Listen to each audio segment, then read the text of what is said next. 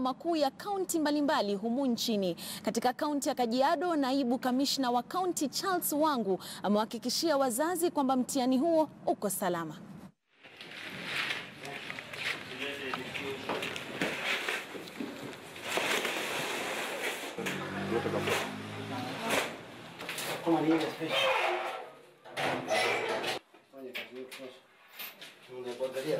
We have deployed enough security 24 hours so that on Tuesday we will be able to release the exams for that day without any interference.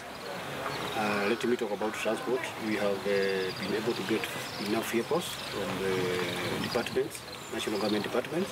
So we have enough transport for ensuring that the security officers, the exams and the center managers are taken care of in terms of transport.